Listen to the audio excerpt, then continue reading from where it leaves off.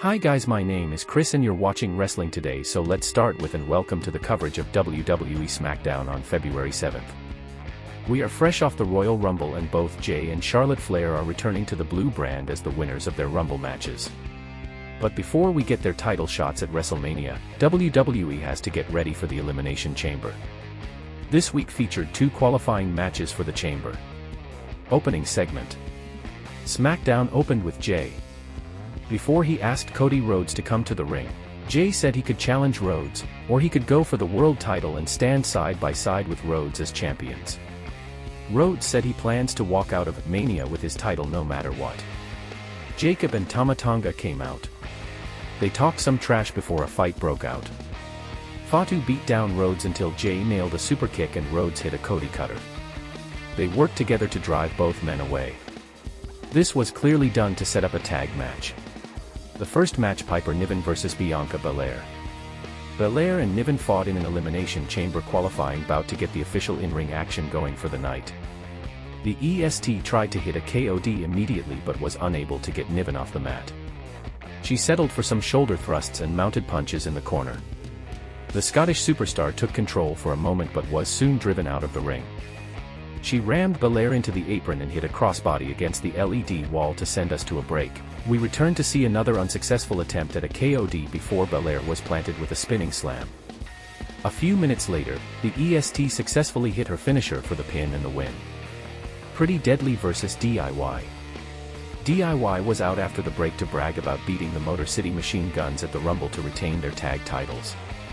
Pretty Deadly came out to interrupt a moment of silence. Nick Aldis showed up and said he was going to give Pretty Deadly a non-title match against the champs to see if they could earn a title shot. He booked it to begin immediately, which upset Johnny Gargano and Tommaso Ciampa because they were still in their street clothes. While DIY may have had the upper hand at first, Kit Wilson and Elton Prince began to build some momentum. They were acting more like babyfaces and trying to play to the crowd between moves. Wilson ended up stealing the win from DIY by countering a dirty pin into one of their own, so they have officially earned a shot at the belts. Jimmy vs LA Knight vs Drew McIntyre. The next match was a triple threat bout for a spot in the Elimination Chamber between Jimmy, Drew McIntyre, and LA Knight. The Scottish Warrior gave a quick promo before the match to say he was happy to be back on SmackDown. Jimmy came out and traded words with McIntyre. The megastar spoke his mind during his entrance, too. All of the talking took up an entire segment, so the match didn't get going until after a break. This followed the usual pattern in three-man bouts. Each combination of competitors took turns fighting one-on-one until the third man took one of them out and replaced them. This match saw all three men get plenty of chances to shine since it lasted through two segments. They each came close to winning, but it was McIntyre who scored the win by hitting a Claymore tonight. Akira vs Carmelo Hayes. The match only lasted about a minute before the show went to a break. When we returned, Melo had the upper hand until Akira sent his head into the bottom turnbuckle with a Hurricane Rana. This match had a good pace and a lot of energy, but it never felt like they found their groove completely. Most of the moves looked good, but they lacked a level of chemistry that would have made this a really fun match.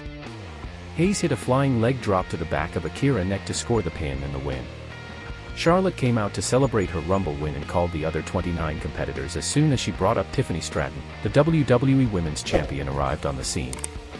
The crowd chanted for Tiffy as she congratulated her idol on winning the Rumble before turning into her usual insulting self. Jax and Candice LeRae showed up, and Alexa Bliss was the final woman to join the party to get her match with LeRae going. Alexa Bliss vs Candice LeRae. They got started when the show returned from a break. The crowd was weirdly quiet as the match got started. Bliss almost hit Sister Abigail early, but LeRae took her down for a near fall.